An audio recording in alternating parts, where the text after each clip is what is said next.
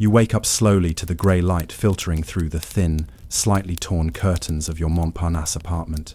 The room is small, barely enough for the iron bed that groans with your weight, the worn wooden wardrobe, and a writing desk scarred by years of ink and spilled coffee. Outside, the sounds of Paris in the early morning begin. The clatter of tramcars on cobblestone, the muffled cries of vendors opening their carts, and the faint whistle of a distant train. It is the late 1920 seconds, a time when Paris seems to hum with artistic energy. But in reality, most of the city's women, yourself included, wake up to a life defined more by survival than by creative indulgence. You stretch, feeling the stiffness that comes from sleeping on a mattress too thin and too old. Your arms reach above your head, brushing against the cracked ceiling plaster, and you take a moment to notice the faint odor of kerosene from the small heater in the corner. Heating is inconsistent, rationed, and expensive. So many apartments go without it, especially for the tenants who pay the modest rents that the Montparnasse neighborhood allows.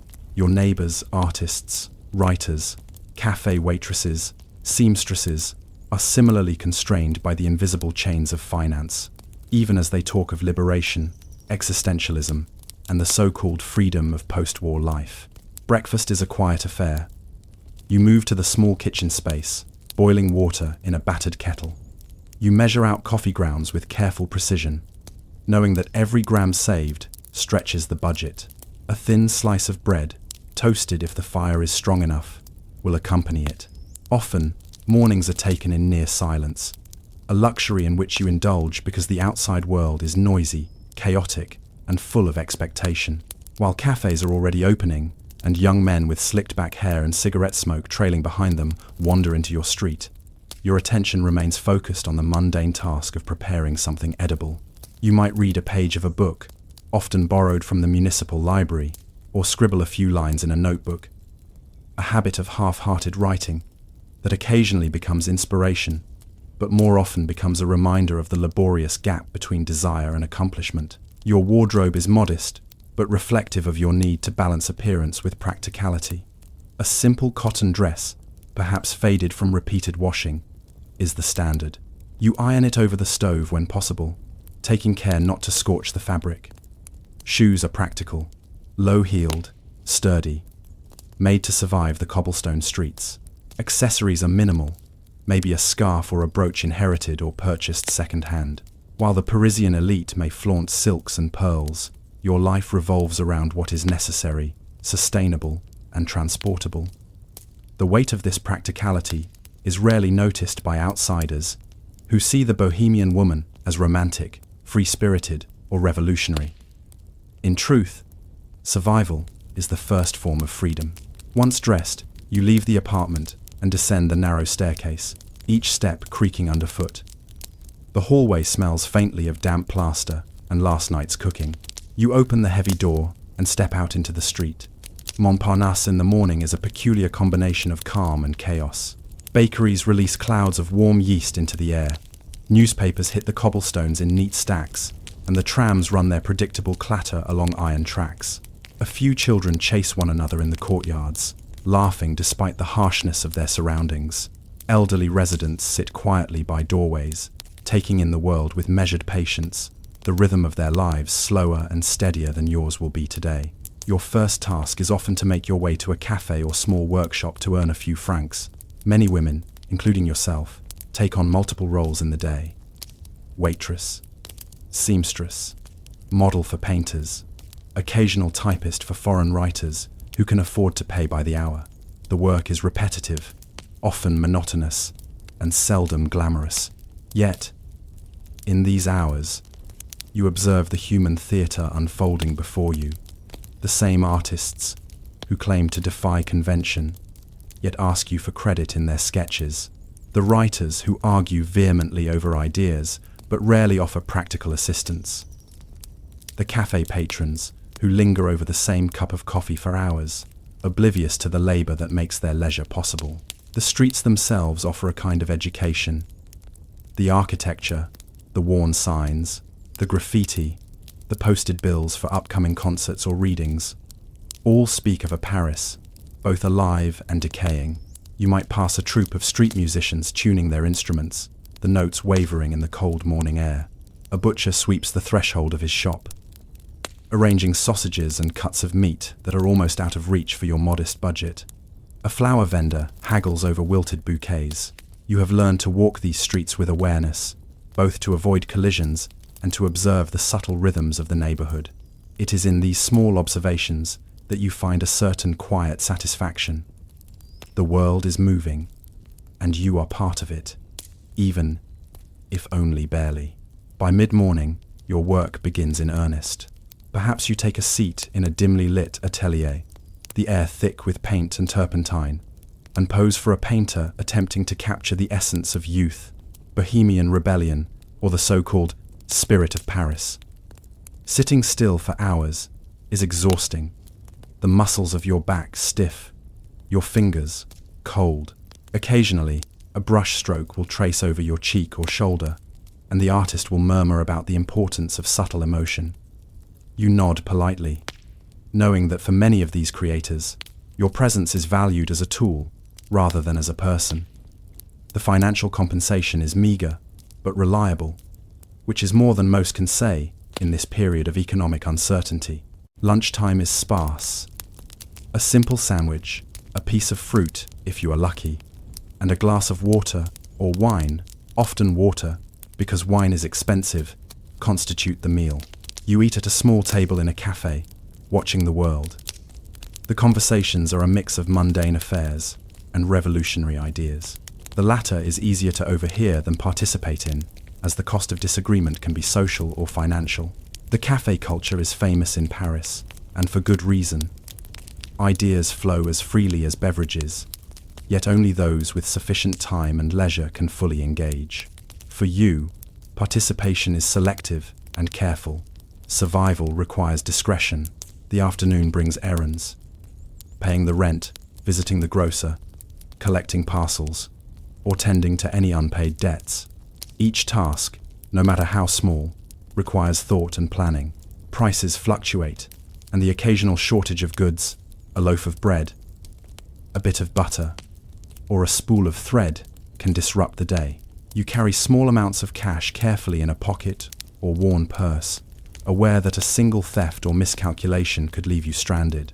The mundane mechanics of life dominate the hours, and yet they are the framework within which more ephemeral experiences, conversation, art, fleeting romance occur. Evenings in Montparnasse are quieter, but no less demanding. If you work a night shift at a cafe, the evening is spent serving absinthe to poets, cleaning tables, and occasionally fending off unwelcome attention. If you are free, the evenings might be spent reading by lamplight, writing letters, or attending small gatherings where ideas and social ties are exchanged in subdued tones.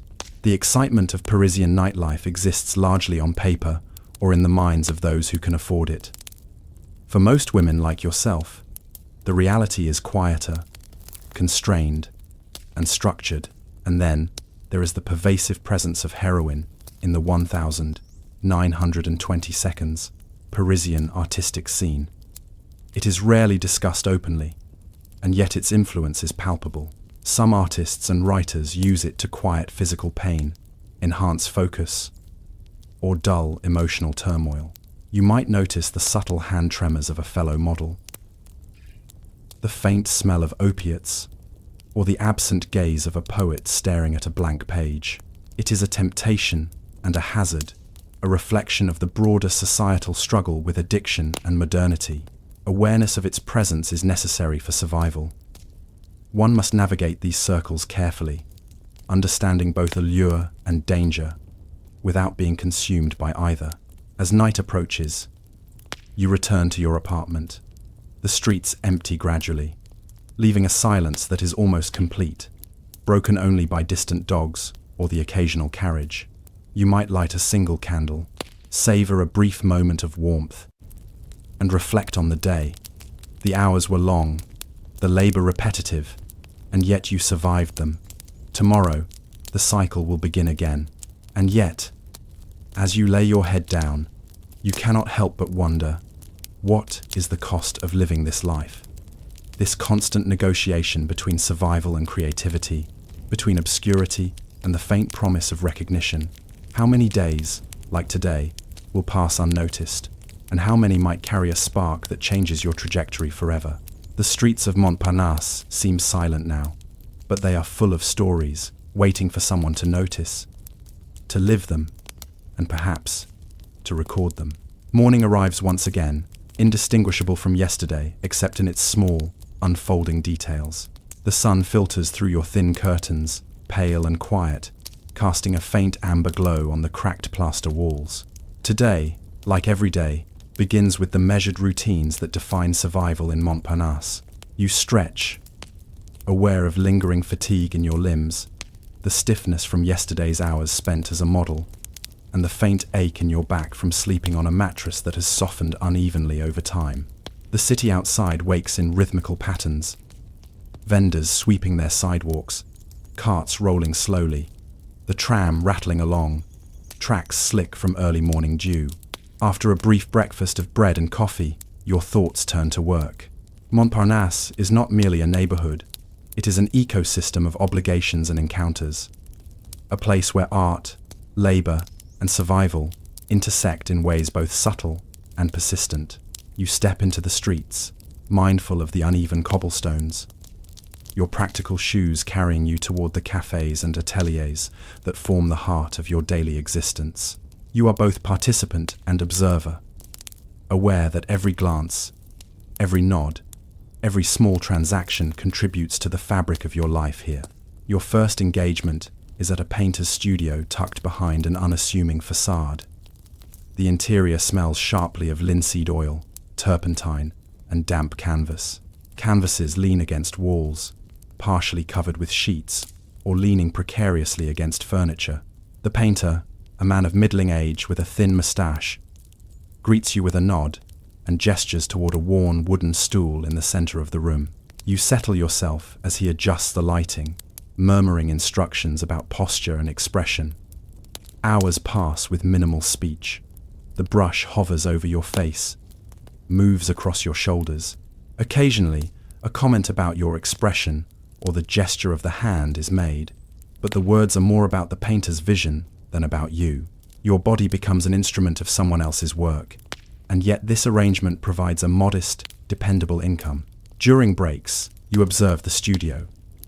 A young writer sits in a corner, notebook open, attempting to capture ideas in long, looping cursive.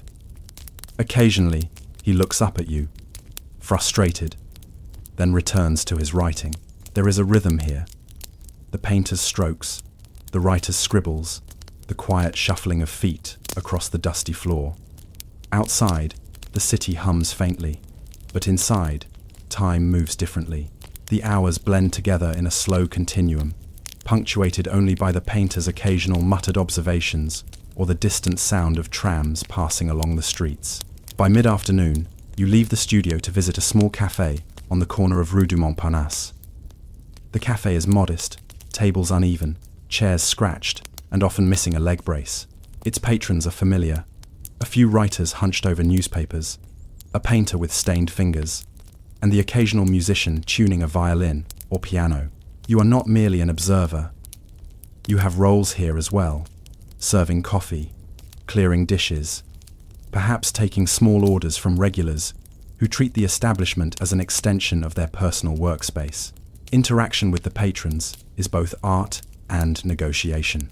Conversations about politics, literature, or foreign affairs drift across the room, and you must carefully choose when to listen, when to speak, and when to remain silent.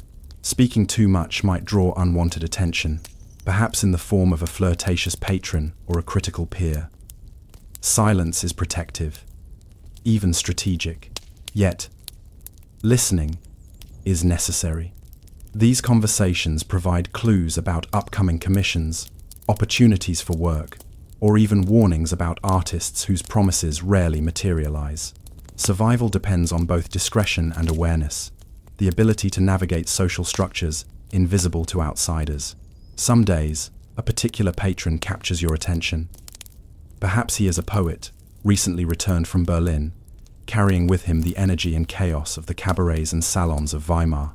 His words are animated, full of foreign phrases and technical references to art and philosophy.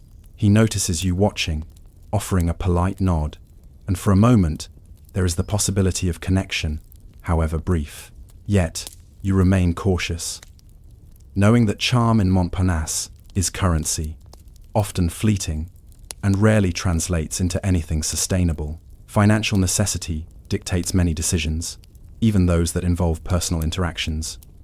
You may model for a painter one day, serve coffee the next, and copy letters for a foreign author. The following: each engagement pays differently, and each requires a different kind of presence. Some work is physically demanding. Other work is mentally exhausting, such as balancing accounts, learning new techniques, or recalling foreign phrases for clients. Your mind and body are both tools, meticulously maintained and carefully rationed. The balance is delicate. Exhaustion risks lost opportunities, yet relentless labor is necessary for survival. The presence of heroine in Montparnasse adds another layer of complication to daily life. It is whispered about in cafés and ateliers, but rarely discussed openly. Some artists use it for inspiration, some for distraction, some for relief from aches that persist after long days at the easel. Its allure is undeniable for those seeking a reprieve from monotony or pain, yet the dangers are equally real. You have seen the subtle toll it takes: trembling hands, distant gazes, forgotten appointments. For some, it is a choice. For others, an inadvertent trap. Your awareness of its presence is necessary, but your engagement with it is cautious. It is part of the environment you navigate, an invisible current beneath the surface of everyday life. As afternoon fades into evening, errands resume. You might stop by the grocer, bargaining for vegetables, rice, or a bit of cheese. You handle coins with care, mindful that a few francs here or there accumulate into a month's rent or a week's meals. You might visit the laundress, leaving a small bundle of clothing to be cleaned for the coming days. Each task is repetitive, predictable, yet essential. The predictability provides a kind of rhythm, a framework upon which the unpredictability of human interaction, weather, and art can be managed. Evening offers small relief, though not rest. Some nights, you attend gatherings with friends and acquaintances, writers, painters, musicians, all seeking refuge from loneliness, financial pressure, or creative stagnation. The discussions are lively, yet constrained. Everyone balances conversation with caution, aware of debts owed, reputations to maintain, or opportunities to be seized. Drinks flow sparingly, sometimes a bit of wine, occasionally absinthe. Music is played softly, either on a piano or violin, complementing the hum of voices. These nights are social, yet functional. Relationships are currencies, and you spend them carefully, knowing that overextension can have consequences. Occasionally, small triumphs occur. Perhaps a painter completes a portrait and pays you on the spot, or a cafe patron tips generously. These moments are fleeting, but precious. They provide evidence that your careful management of labor, appearance, and social presence can yield tangible results. Yet, the next day brings the same demands, the same labor, the same calculations of time and energy. Life in Montparnasse is a continual negotiation between effort and reward, survival and ambition, anonymity and visibility. And then, there are moments of observation, quiet, fleeting, almost imperceptible. Watching the smoke from a cafe chimney curl into the cold evening air, noticing a painter's subtle frustration as colors fail to match his vision, or seeing a fellow model glance away, tired and distant. These details matter. They teach patience, endurance, and awareness.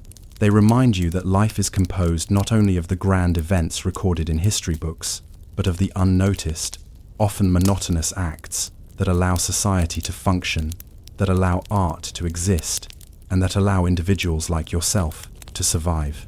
As night deepens, you walk back to your apartment, passing streets now quieter, illuminated by a few scattered gas lamps or the flickering glow of neon signs advertising cafés or cabarets, the city is calm, yet beneath its quiet exterior is the same pulse you have felt all day. A rhythm of labor, commerce, ambition, and quiet survival. You reach your apartment, noting the familiar weight of keys in your hand, the slight resistance of the lock, and the warmth, or lack thereof, in the small living space. You lie in bed, aware that tomorrow will mirror today in many ways, yet will hold surprises as well. A small opportunity might appear, a connection might be forged, or a danger might present itself unexpectedly. Survival is a constant negotiation with the world and with yourself, a delicate balance between endurance and aspiration. And so, as your eyes close, a thought lingers. How do you balance the mundane necessities of existence with the fleeting promise of art, love, and recognition? How many days must pass, unnoticed, before a single moment, a single brushstroke, a single word, a single act might redefine your life, for better or worse? The city outside sleeps uneasily, and you are both participant and observer, waiting for the next thread of your story to unfold.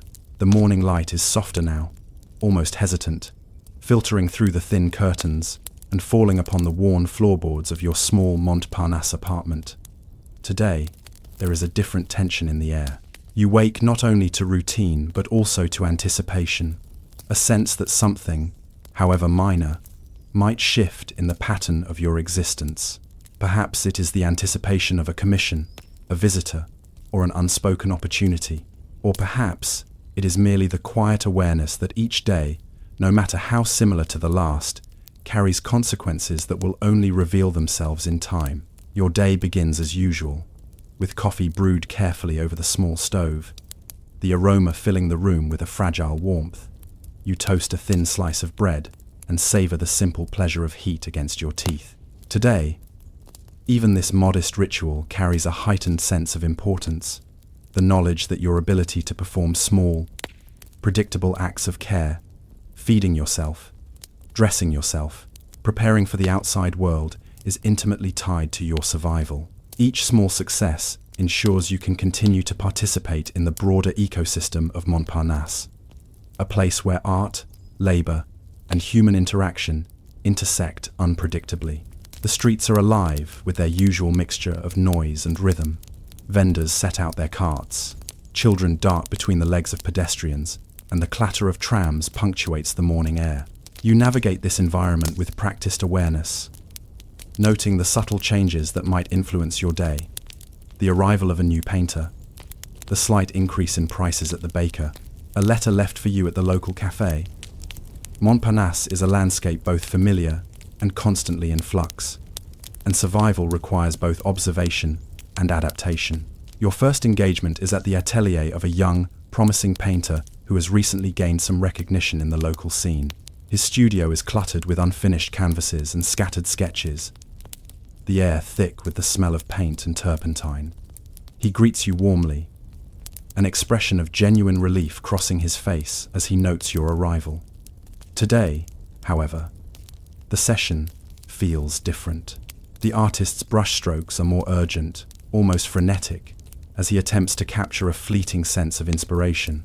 For you, modeling is usually an exercise in stillness and endurance, but today it becomes an intricate dance, responding subtly to his instructions, maintaining composure under shifting pressures, and negotiating the quiet exchange of authority and collaboration that defines your role in his creative process.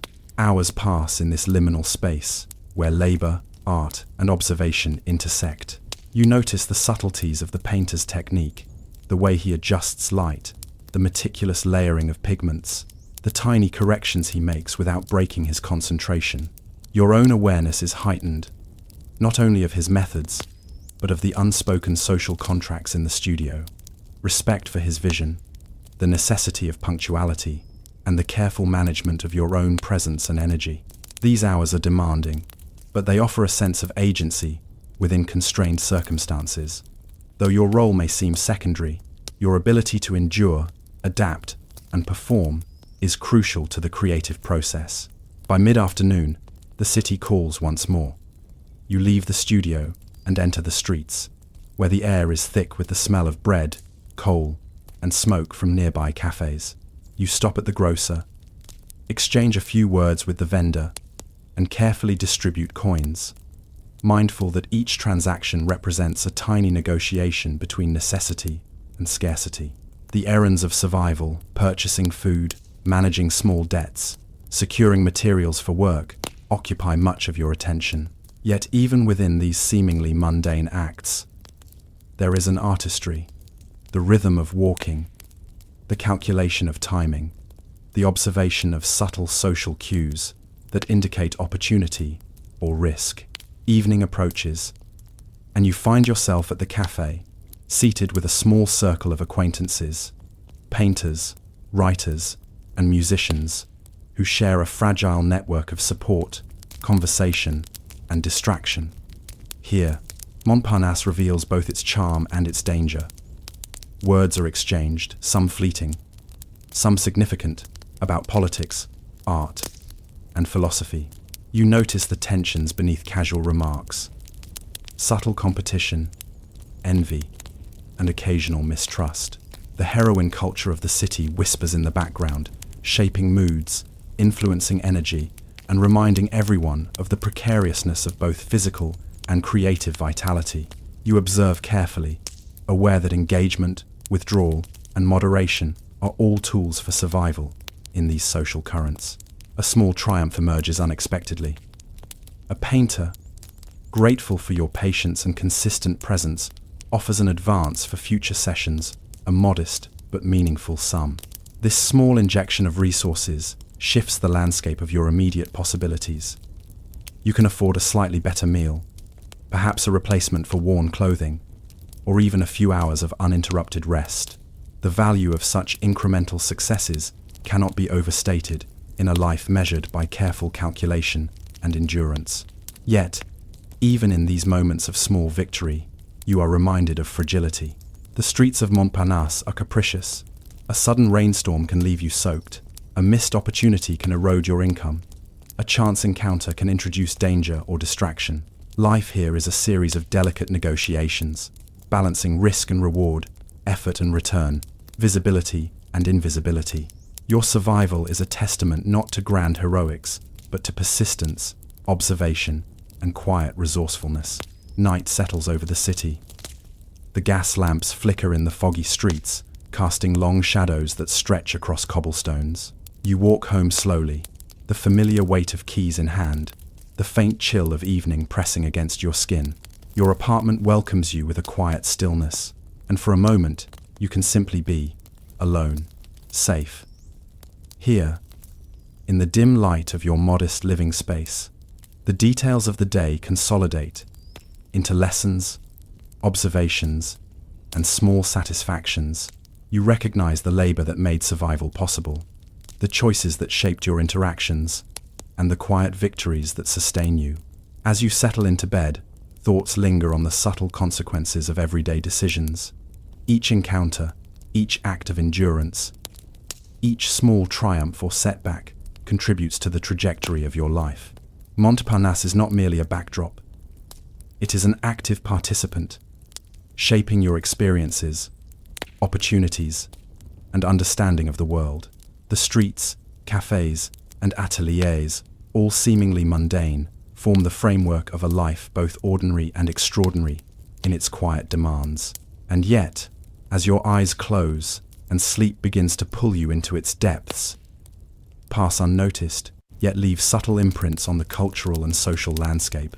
How many small acts of endurance, discretion, and observation influence art, society, and history in ways that are rarely recorded but nonetheless meaningful? Montparnasse sleeps now, but tomorrow will bring another day of labor, observation, and survival.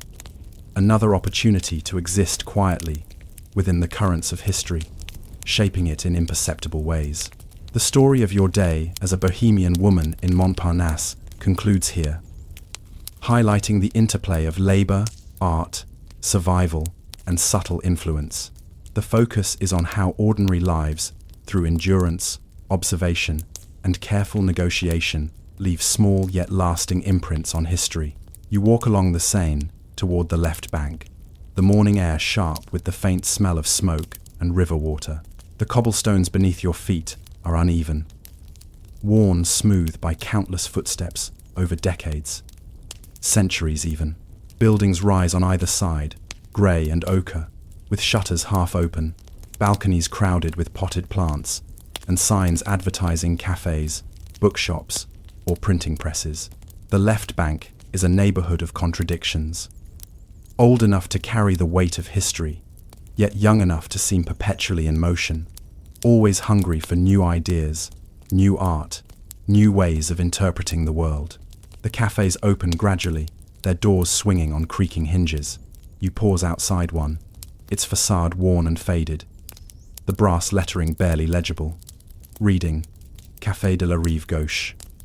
Inside, the air smells strongly of coffee, cigarettes, and the faint sweetness of pastries.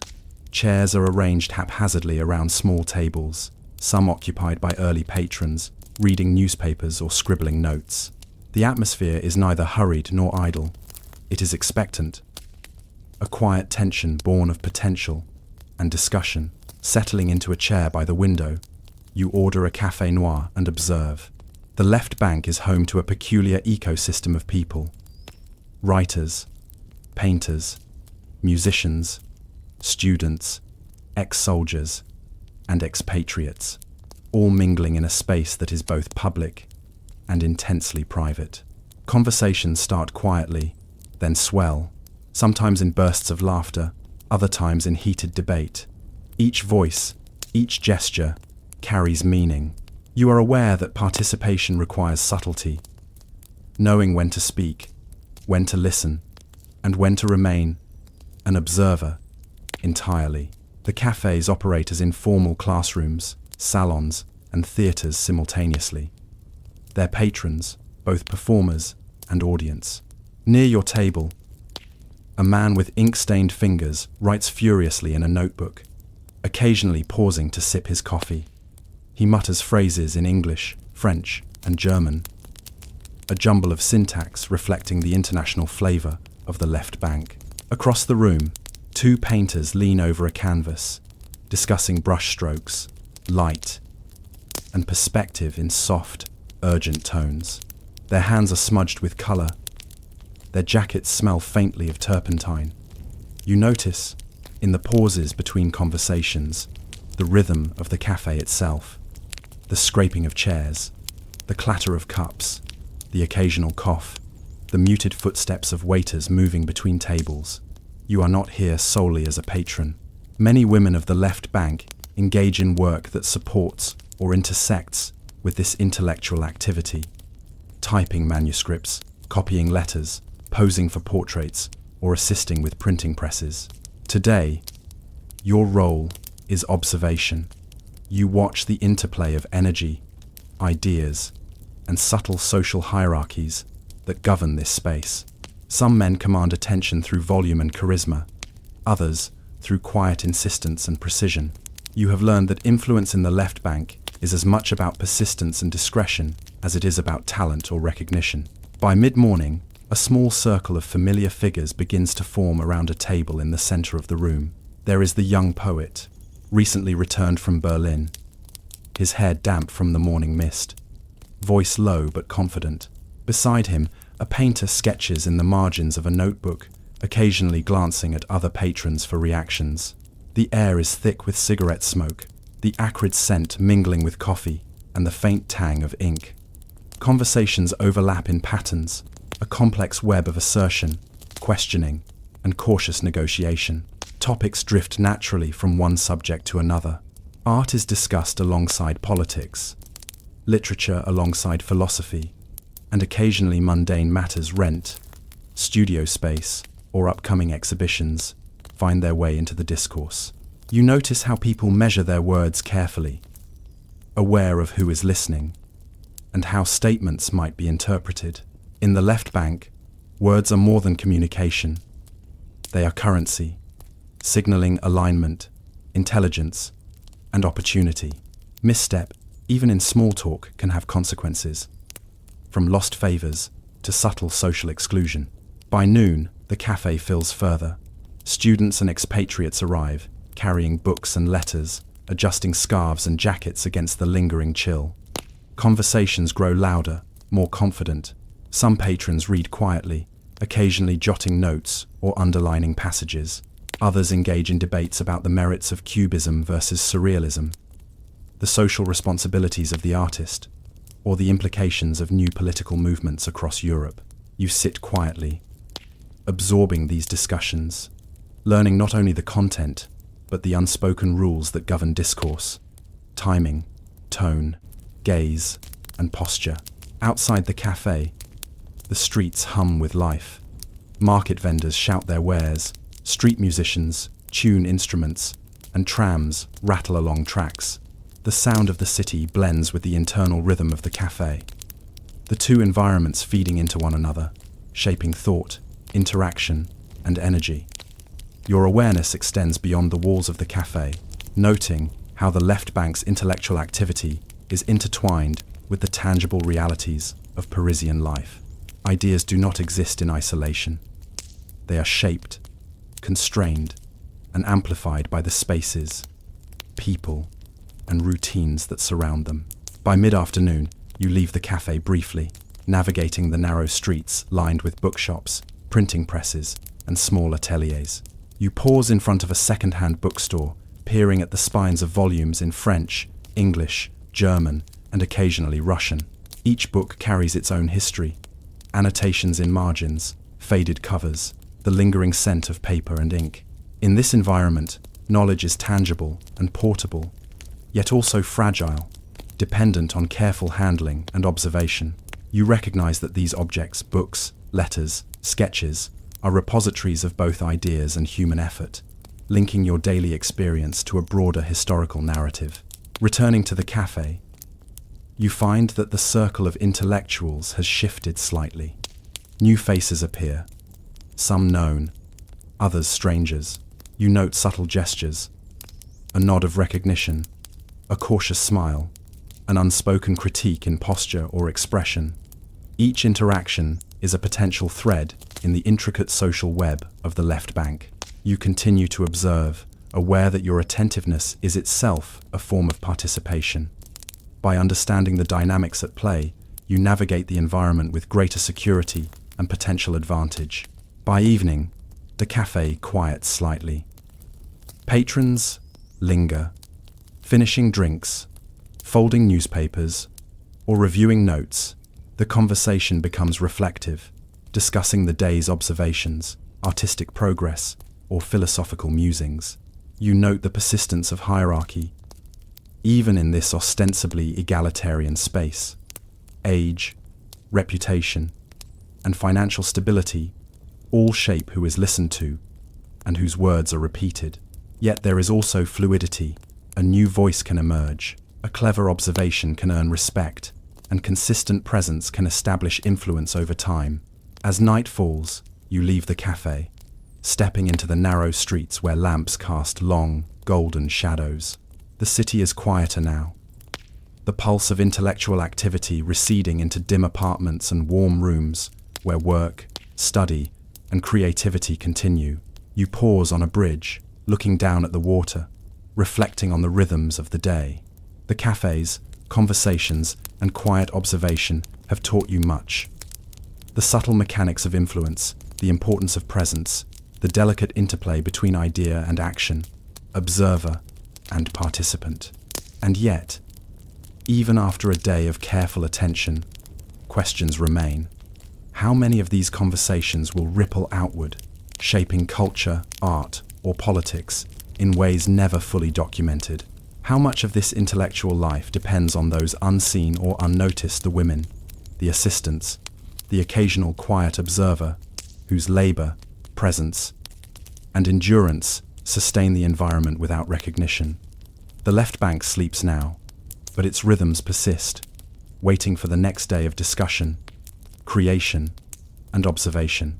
Morning light drifts through the tall windows of your modest apartment, painting the worn wooden floorboards in pale gold. The city awakens slowly. Trams rattle along tracks in the distance, Vendors call softly from their carts, and the faint aroma of freshly baked bread drifts from nearby boulangeries. You rise with a practiced awareness, knowing that today, as every day, survival and observation go hand in hand. The cafés, ateliers, and salons of the left bank are both opportunity and challenge, and navigating them requires attention not only to what is said, but also to what remains unspoken. You dress simply but thoughtfully. A plain blouse, a skirt worn soft with washing, practical shoes for cobblestone streets. Accessories are minimal, yet strategically chosen a scarf to protect from the chill, a brooch that has survived decades of wear. Presentation is subtle, but essential. On the left bank, appearances speak volumes, revealing social awareness, alignment with trends, or even tacit understanding of intellectual or artistic norms.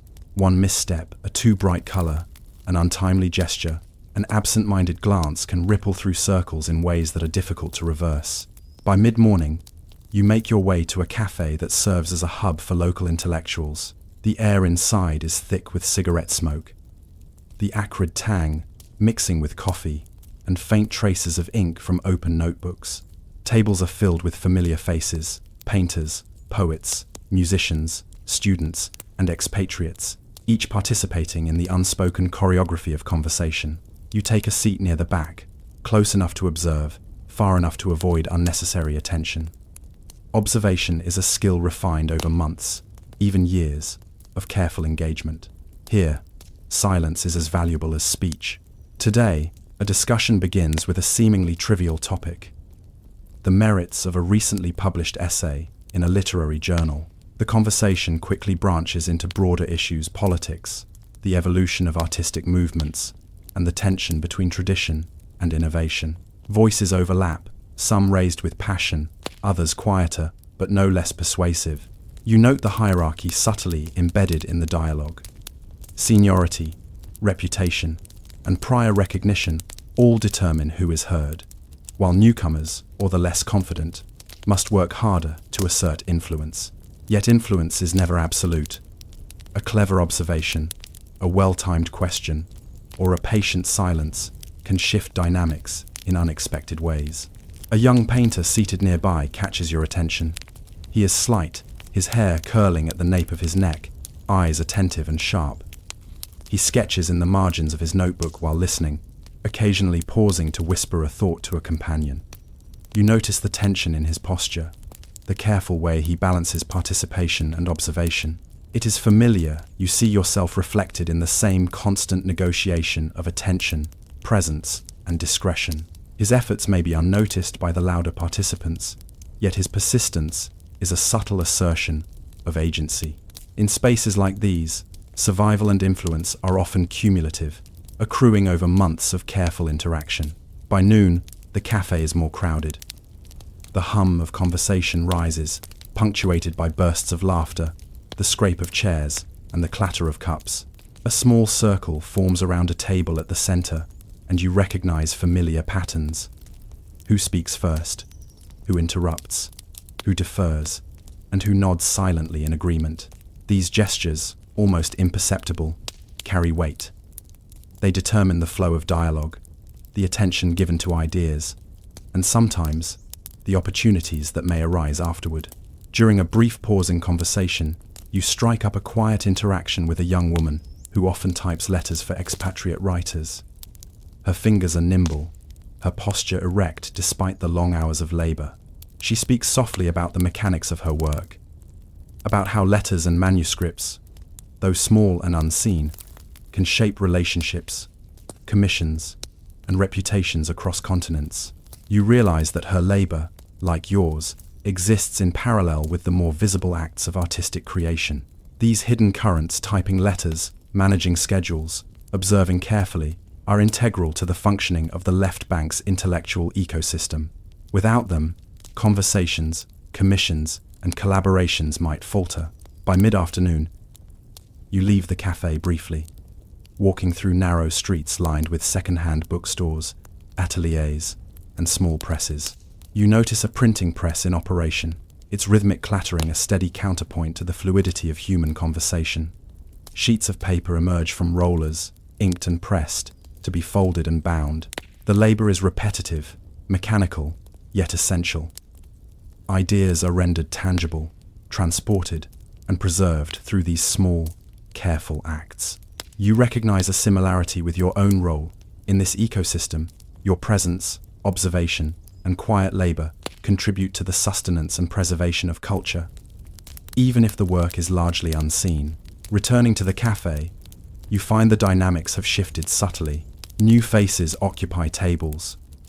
Conversations have branched into critiques of recent exhibitions, and the young painter you noticed earlier is now engaged more confidently, offering insights that attract nods from others. Influence, as ever, is incremental. The left bank is a network of ongoing negotiation, where each day builds upon the previous, and each interaction, however minor, can have consequences weeks or months later.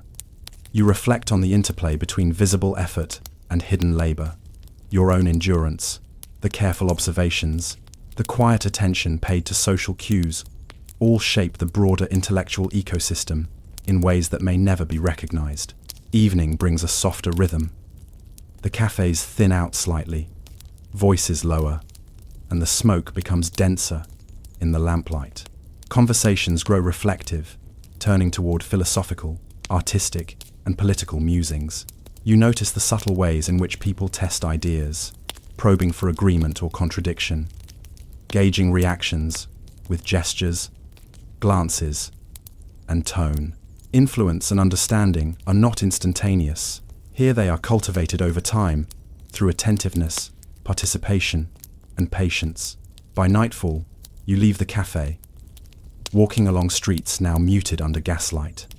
The river reflects the glow of lamps, rippling faintly with movement. The city's pulse continues, quieter but persistent, carrying the echoes of the day's observations, interactions, and subtle negotiations. You feel a sense of both accomplishment and anticipation.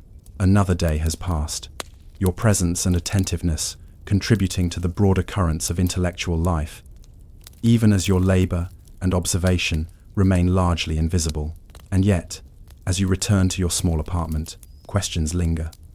How many of the ideas discussed, debated, and recorded in these cafes will leave lasting marks on culture, art, or politics? How many contributions go unnoticed, quietly shaping the intellectual landscape through endurance, discretion, and subtle labor? The left bank, like much of history, depends as much on hidden efforts as on visible acts. The women, typists, assistants, and quiet observers form a network of influence that is rarely acknowledged, but deeply consequential. As you settle into bed, preparing for another day, a thought persists. Influence is often quiet, persistence often invisible, and survival itself may be the most profound form of participation in history. The left bank sleeps now, but tomorrow, conversation, observation, and careful labor will resume, continuing the delicate, largely unseen work that sustains the intellectual heartbeat of Paris. Night has fallen over the left bank, the streets illuminated by flickering gas lamps and the occasional glow from cafe windows. The air is cool, carrying faint traces of smoke, coffee, and the river's damp scent. The city seems to exhale, a slow, measured rhythm contrasting with the vibrant energy of the day. You walk home through narrow streets, aware of each step on the uneven cobblestones. Your body is tired, muscles stiff from hours of observation, typing, note-taking, and occasional modeling or clerical work. Yet there is a subtle satisfaction in this weariness, a proof of presence, of endurance, of participation in a world larger than yourself. During the day, small events unfolded with implications that may not be immediately visible. The young painter you observed and admired grew more confident in his assertions, thanks in part to your quiet attention and careful responses. The expatriate writer, noticing your consistency, discreetly left a small letter addressed to you, an acknowledgement, perhaps, that your observation, patience, and presence mattered. These minor gestures form the invisible scaffolding of intellectual life in Paris. The hidden acts of endurance, attentiveness, and subtle influence that sustain conversations, projects, and collaborations. You reflect on the nature of labor in this ecosystem. It is not only the work of paint on canvas, of words on paper, or of music performed, but also the work of managing social interactions, of providing consistent reliability, and of observing and learning from subtle patterns. Women like yourself, typists, assistants, and quiet observers, are often overlooked in the records of history. Yet your contributions shape the trajectory of ideas, the stability of projects, and the endurance of creative networks. Each act, typing a letter, noting a gesture, maintaining composure, creates ripples that affect outcomes in ways neither visible nor immediate. By evening, as cafés begin to close and the streets empty, you pause outside a small bookstore that has remained open late. Inside, an elderly proprietor arranges volumes with deliberate care, occasionally offering brief commentary to a visiting student or artist. The rhythm of such places is slow, deliberate, and almost ritualistic. The tactile nature of books, the weight of paper, the scent of ink, the texture of bindings reminds you that culture and knowledge are preserved not only through grand events, but through countless acts of attention, patience, and labor. In a way, these small, deliberate acts mirror your own presence in the intellectual ecosystem, largely unseen, yet essential for continuity and endurance. Walking home, you pass familiar faces along the narrow streets, musicians carrying instruments wrapped in cloth, painters with sketchbooks tucked under their arms, students balancing heavy loads of books.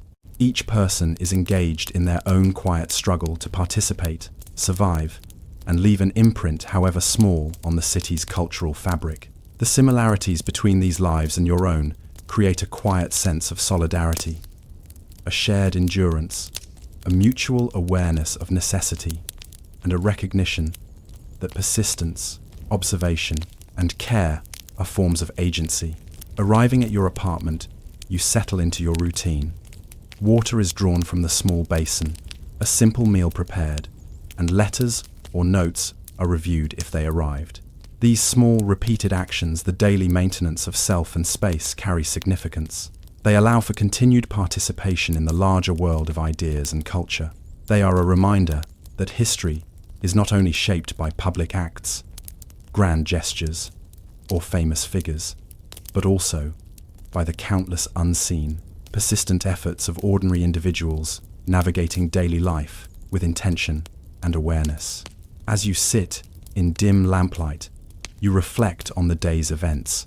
The cafes, conversations, and quiet interactions have left traces. The painter, more confident; the expatriate writer, more aware of your reliability. The subtle social dynamics shifted, if only slightly. You realize that history, in this microcosm, is a mosaic of such small, largely invisible acts. Influence accumulates over time, often unnoticed, yet it carries consequences for art, literature, and the broader intellectual culture. Sleep approaches, and with it comes a sense of continuity and anticipation. Tomorrow, you will return to the cafes, the ateliers, the narrow streets, and the bookstores. You will observe, participate, and endure. You will continue the delicate balance between visibility and discretion, between labor and creativity, between survival and aspiration. These acts, repeated day after day, are your contribution to the living history of the left bank, as meaningful in their quiet persistence as the bold strokes of famous painters or the published essays of renowned writers. And yet, even in this reflection, one question lingers. How many lives like yours, quietly persistent and often unnoticed, have shaped culture, art, and intellectual life in ways that will never be fully recorded? How much of what is celebrated publicly owes its existence to the steady, careful labor of those who remain largely invisible? History is built not only on the celebrated, but also on the ordinary, and the left bank's rhythm is proof of that enduring, subtle influence. As you lay your head down, the streets outside settle into silence, and the lamps dim across the neighborhood.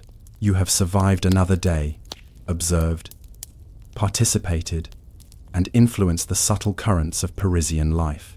In the quiet of your apartment, you understand that even unseen labor leaves traces, shaping the intellectual heartbeat of the city. You drift into sleep, aware that tomorrow will continue this cycle, weaving ordinary persistence into the extraordinary tapestry of history. Reflection.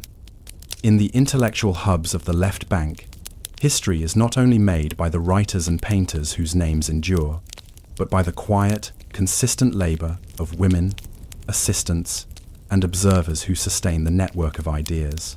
Their endurance, discretion, and attentiveness are subtle forms of influence, demonstrating that survival itself is an act of participation in history. You wake to the faint grey light of early morning, the streets of Montparnasse still quiet, except for the occasional clatter of a tram or a distant cry of a street vendor. The city feels suspended, as if holding its breath before the day begins. You step into the kitchen of your modest apartment, boiling water for coffee, your mind already tracing the contours of the day. The neighborhood seems unchanged, but beneath the familiar rhythm lies a hidden layer, the subtle and growing presence of heroin in the lives of those around you. Heroin arrived in Paris quietly at first, a medical curiosity marketed in pharmacies as a painkiller and cough suppressant, legal and relatively accessible. Over time, however, it spread into artistic circles, intellectual gatherings, and even everyday social routines. Its use was rarely advertised openly, yet the traces are unmistakable. The faint smell of smoke or tincture, the slightly unsteady movements of a colleague, the quiet withdrawal into a corner of a cafe or studio for a brief, private indulgence. It is a culture not of open revelry, but of discreet participation, a network of dependency and creativity that flourishes in hidden corners. You dress for the day, choosing practical clothing, a cotton dress, sturdy shoes, and a scarf against the morning chill. These choices are dictated not only by the weather, but by the social landscapes you navigate. In the ateliers, cafés, and bookstores, appearances matter. Those who consume heroin are often careful to hide the evidence, balancing social presence with private indulgence. For a woman like yourself, awareness of these behaviors is essential. It informs decisions about where to sit, whom to engage, and how to maintain your own health and composure, while observing the subtle shifts in those around you. By mid-morning, you make your way to a cafe favored by expatriates and local artists alike. The air is thick with cigarette smoke, the faint scent of ink and coffee, and something else, an almost imperceptible chemical trace of opiates. Conversations unfold in measured tones, some interrupted by quiet coughing or withdrawn attention.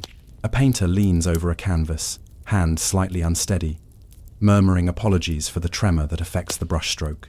Nearby, a poet gazes absent-mindedly at the window, a small vial discreetly stashed beneath a notebook.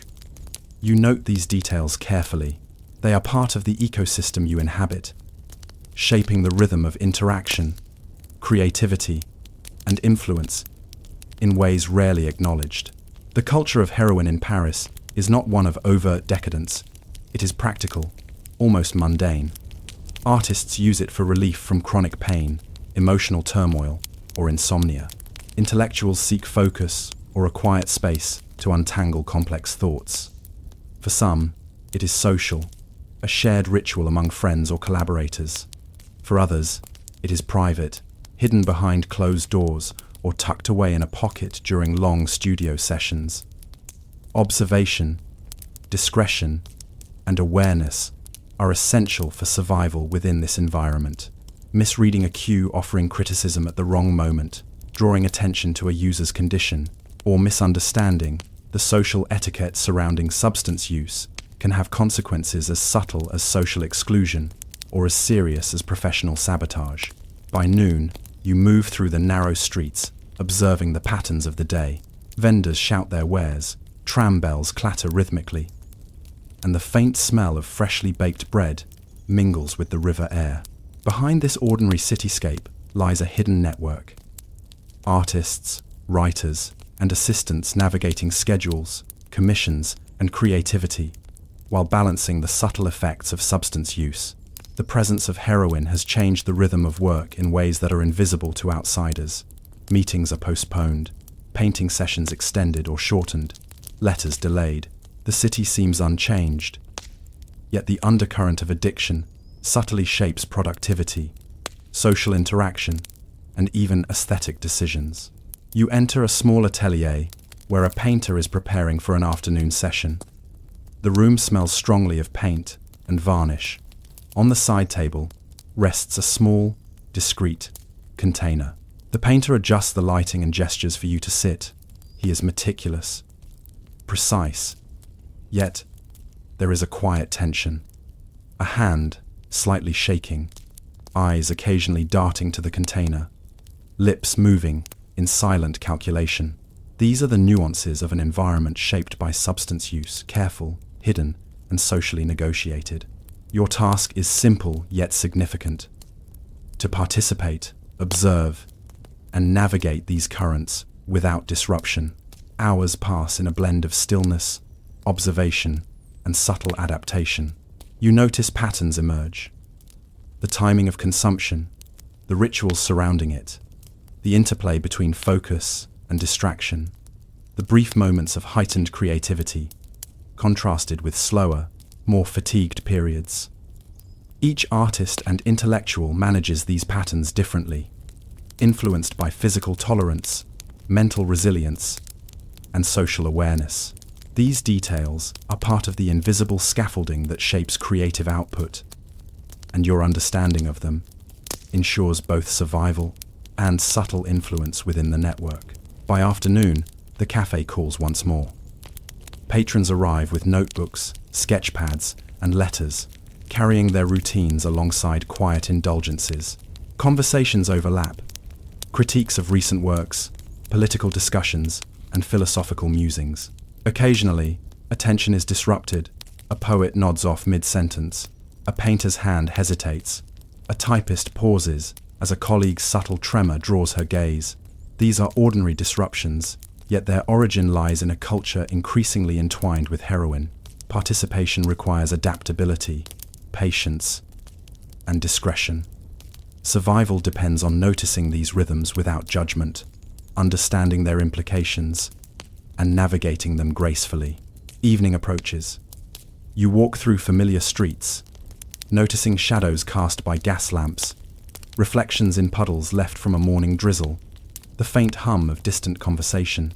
The world seems ordinary, yet you are aware of the invisible currents shaping it. Schedules altered by dependence, relationships subtly strained or reinforced, creative output colored by altered perception. These currents are delicate, complex, and largely unrecorded. The heroin culture is not sensationalized here. It is quietly present, woven into the daily fabric of artistic life. As night settles, you return to your apartment, taking stock of the day, observing these patterns, understanding the subtle rhythms of use and influence, and maintaining your own discipline have allowed you to navigate a precarious ecosystem successfully. The city sleeps, the streets are muted, yet the invisible undercurrent of substance use, creativity, and social negotiation continues. The impact of these small, often unnoticed behaviors will ripple outward, shaping not only individual lives, but also the broader artistic and intellectual culture of Paris. And as you lay your head down, a lingering thought arises. How many works of art, literary ideas, and philosophical insights are entwined with this hidden culture of addiction? How many lives, like yours, silently observe, adapt, and mediate these undercurrents, ensuring survival while witnessing history unfold in its quiet, often unrecorded forms? The streets of Montparnasse and the left bank seem still now, but beneath the surface, currents of creativity and dependence continue to flow, shaping the city in ways that may never be fully acknowledged. The morning begins with the quiet familiarity of routine, but there is an unspoken weight today. The streets of Montparnasse are damp with overnight rain, the cobblestones slick beneath your shoes. Vendors open their stalls slowly, carrying baskets of vegetables and bread, their voices softer than usual in the foggy light. You move through the neighborhood with practiced awareness, noting not only the ordinary rhythms of daily life, but also the subtle undercurrents introduced by the growing presence of heroine among artists, writers, and the peripheral figures who support them. Today, your path takes you to a painter's studio tucked behind a narrow alley. The air is heavy with paint, varnish, and the faint chemical tang of opiates. The artist greets you with his usual intensity, but there is an edge to his movements, a tremor in the hand that holds the brush, a distant gaze that lingers longer than necessary, a slight hesitation in his otherwise precise gestures. These nuances are the markers of the culture you have learned to navigate carefully. Small disruptions that signal dependency, subtle changes in mood, and shifts in focus that can affect not only productivity, but also social interaction and professional opportunity. The session begins as usual. You pose, maintaining stillness, while the painter adjusts lighting and sketches. Yet today, his brushwork is uneven. Colors blend unpredictably, and he mutters fragments of critique under his breath. You sense both frustration and determination, the creative process interlaced with the physical and mental effects of heroine. For the artist, the substance offers a paradoxical mixture of inspiration and impairment. A brief alleviation of discomfort, coupled with subtle interference in focus and precision. Observing these patterns is as essential as participating in the session itself. The ability to respond, adapt, and maintain equilibrium ensures both your safety and your continued presence in the studio. By mid-morning, a fellow assistant arrives, a woman who has long worked in multiple ateliers and cafés. She speaks softly of recent encounters with patrons and artists, noting the signs of dependency she has learned to recognize. Slight tremors, repeated absences, obsessive attention to small rituals, sudden bursts of energy followed by fatigue. Her insight is practical, rooted in survival. Together, you discuss strategies for navigating these spaces, how to maintain composure, how to provide discreet support, how to observe without judgment, and how to anticipate disruptions that may affect work or income. These conversations reveal the invisible labor that sustains the creative ecosystem. Not only the artistic output, but the human effort required to manage fragility and dependence. By noon, the cafe beckons once more. You enter, inhaling the familiar blend of coffee, cigarette smoke, and faint chemical traces. Patrons have gathered for midday discussion. Students, painters, poets, and expatriates exchanging observations, critiques, and philosophical musings. The presence of heroine is subtle but pervasive. One painter leans back, eyes unfocused, hand resting lightly on a small vial beneath the table. A writer pauses mid-sentence, searching for words, while a faint cough interrupts his rhythm. These are ordinary interactions, yet shaped by invisible forces. Participation requires attentiveness, empathy, and the ability to adjust behavior without drawing attention to the vulnerabilities of others. You observe the delicate social rituals surrounding substance use. It is rarely discussed openly. Discretion is paramount, yet patterns emerge. Moments of withdrawal, small rituals of preparation, brief periods of heightened focus or creativity, and the slow ebb of fatigue. Artists and intellectuals navigate these currents with a combination of discipline and indulgence, balancing personal needs against professional expectations and social norms. For you, understanding these patterns is crucial. It allows you to anticipate disruptions, manage your own presence effectively, and maintain a foothold in the complex network of relationships that define the left bank. By mid-afternoon, your attention shifts to correspondence and minor tasks.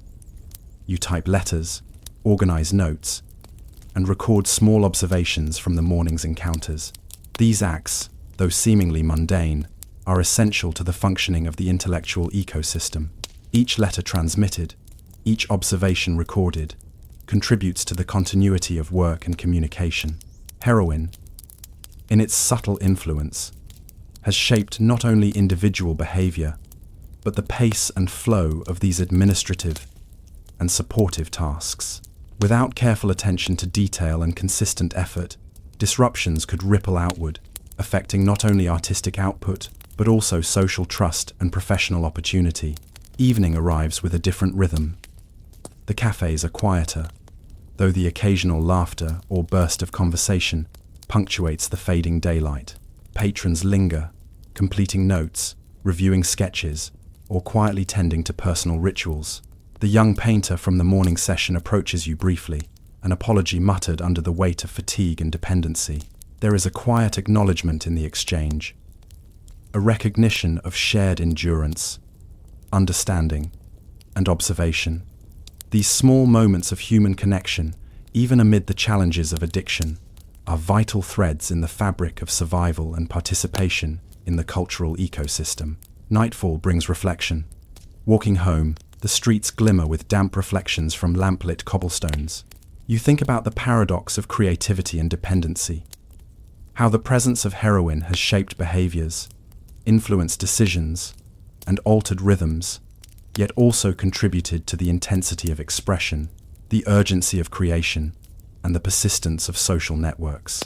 The ecosystem of Montparnasse and the left bank is resilient, sustained not only by talent and ambition, but by the careful, often invisible labor of observation, mediation, and endurance. Your role, quiet yet critical, is to navigate these currents with discretion, patience, and awareness. As you prepare for bed, a lingering thought arises. How much of Parisian artistic output, social interaction, and intellectual development in the 1920 seconds depended on these hidden currents of addiction? How many lives were shaped not by overt recognition, but by the subtle, persistent labor of those who observed, mediated, and endured alongside them? Heroine's presence was not merely a scandal or novelty. It was a quiet force, threading through the daily lives of artists, intellectuals, and assistants alike, influencing behavior, productivity, and relationships in ways that were often invisible yet profoundly consequential. The city sleeps. The cafés, ateliers, and streets fall quiet, but the undercurrents of dependency, creativity, and social negotiation continue to flow beneath the surface. Tomorrow, the rhythm will begin again, another day of observation, adaptation, and subtle participation in the hidden machinery of Parisian cultural life. You lie down, aware that survival in this ecosystem is as much about quiet vigilance and endurance as it is about talent or inspiration. Night has settled over Montparnasse, the streets slick with rain from an afternoon shower, reflecting the soft glow of gas lamps and the occasional flicker from cafe windows. Inside your modest apartment, the faint scent of coffee lingers, mingling with the ever-present faint chemical odor that seems to cling to the city itself. You sit at your small table, reviewing letters, notes, and small sketches, reflecting on the day's interactions. Though the world outside appears ordinary, you have witnessed a network of human behaviors that are anything but simple. Heroine threads its way through daily life, subtly influencing behavior, creativity, and relationships. The morning had begun quietly, with the familiar routines of observation and participation. Artists, writers, and assistants moved through their spaces with cautious rhythm, their work interwoven with private rituals of indulgence and restraint. Today, however, the consequences of addiction are visible in small, almost imperceptible ways. A tremor in the painter's hand, affecting the brushstroke, a slight hesitation in conversation from a poet distracted by withdrawal, a subtle fatigue in the typist managing correspondence for an absentee writer. These disruptions are not catastrophic, yet they accumulate over time, shaping the trajectory of creative projects and social interactions in ways rarely documented. By midday, the café, so central to the rhythm of life on the left bank, serves as both sanctuary and subtle battleground. Conversations unfold amid the soft haze of smoke and the faint chemical tang of heroin. Patrons navigate complex social hierarchies, balancing observation, conversation, and private indulgence. You watch as a young artist, previously energetic and confident, falters in his argument over an exhibition, his concentration fragmented by dependence. In the same moment, a writer pauses mid-letter, pencil trembling, as fatigue and withdrawal make even simple tasks arduous. Yet amid these small failures, resilience emerges. Adjustments are made, projects continue, and social interactions adapt. The afternoon brings further observation. In the studio, subtle patterns emerge. Artists take care to conceal containers, to regulate dosage, to manage public appearances. Each act of discretion is an act of survival, as is your own awareness. Knowing when to intervene, when to withdraw, when to adjust your own behavior to maintain equilibrium. These small negotiations between physical need, social expectation, and creative ambition form a delicate ecosystem. Without careful attention, relationships fray, projects stall, and influence erodes. Your presence, patience, and subtle interventions help sustain this fragile equilibrium. By evening, the city's rhythm shifts. Cafés thin out, streets empty, and the faint hum of life recedes. Yet the undercurrents of addiction remain, invisible, yet potent. You walk home slowly, noting the shadows cast by lamplight, the reflective surfaces of rain-slicked streets, and the quiet footsteps of others, returning to similar spaces of reflection and care. You consider the paradox of heroin. It both hinders and facilitates, disrupts and inspires. Its influence is not always visible in finished works or public records, but is embedded in the timing, focus, and mood of creation itself. Once home, the quiet moments allow reflection. You realize that survival in this environment depends as much on vigilance, observation, and patience as on creative skill or talent. The women, assistants, typists, and quiet observers like yourself form an invisible scaffolding supporting the fragile structures of artistic life. Your labor, often unnoticed, sometimes invisible, is crucial. By maintaining attention, anticipating disruptions, and providing stability, you ensure that projects continue and relationships endure. Even in the presence of dependency, the night deepens, and with it comes contemplation. How many masterpieces, essays, or innovations owe their existence not to genius alone, but to the invisible labor that mitigated the effects of addiction? How many social interactions, commissions, or collaborations persisted because observers like yourself negotiated subtle disruptions, provided quiet support, or adapted to unpredictable behaviors? History often remembers the creators, the bold and visible figures, but rarely those who sustain the environment, ensuring the continuity of thought, creation, and interaction. And yet, there are subtle triumphs. The painter's work progresses despite tremors. The poet completes a draft despite fatigue. Correspondence is typed. Projects are maintained. Relationships preserved. Each minor success is a testament not to the absence of challenge, but to the persistence of human effort, observation, and adaptability. Heroine shapes the rhythm of daily life, but it does not wholly determine outcomes. Survival, quiet influence, and careful navigation leave lasting marks, even when unseen. Finally, as you prepare for sleep, a reflection forms. The history of Montparnasse, and indeed of intellectual and artistic life, is as much about hidden persistence as visible achievement. Addiction, labor, observation, and adaptation all intertwine to shape the culture that emerges. The city sleeps now, streets empty, cafes quiet, and the faint chemical traces lingering in the air. Yet the ecosystem continues, waiting for another day of careful navigation, subtle influence, and quiet endurance. Even as you close your eyes, one question persists.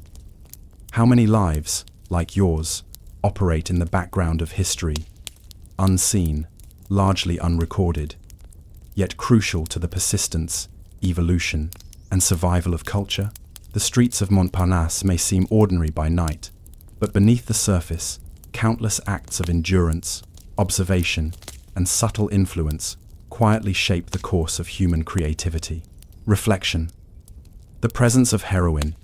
In 1920 seconds, Paris illustrates the delicate balance between dependency, creativity, and survival. While its effects were disruptive, The hidden labor of observation, discretion, and endurance allowed artistic and intellectual life to persist. History remembers the artists and writers, but the quiet contributions of those who navigated these currents were equally essential, shaping culture in ways largely invisible but profoundly consequential. Morning breaks over Montparnasse, pale sunlight spilling across cobblestones slick from overnight rain. The streets are quiet, yet hints of activity begin to stir. A vendor sets out a cart of bread. A tram rattles faintly in the distance, and shutters open slowly to reveal early risers, moving with purpose. Among them, you walk with deliberate attention, aware that your destination, an unassuming printing press tucked into a narrow alley, carries significance far beyond its modest facade. Here, in this space of machinery, ink, and paper, ideas take tangible form, preserved for distribution, memory, and posterity. The printing press is a small, bustling world. The scent of ink and damp paper is pervasive, mingling with the faint metallic tang of machinery. Wooden type blocks, meticulously arranged, sit on shelves alongside trays of fresh ink. The press itself dominates the room. A large cast-iron machine with levers, rollers, and spindles that move with precise, almost ritualistic rhythm. Around it, a team of women, typists, compositors, and press operators prepare the day's work.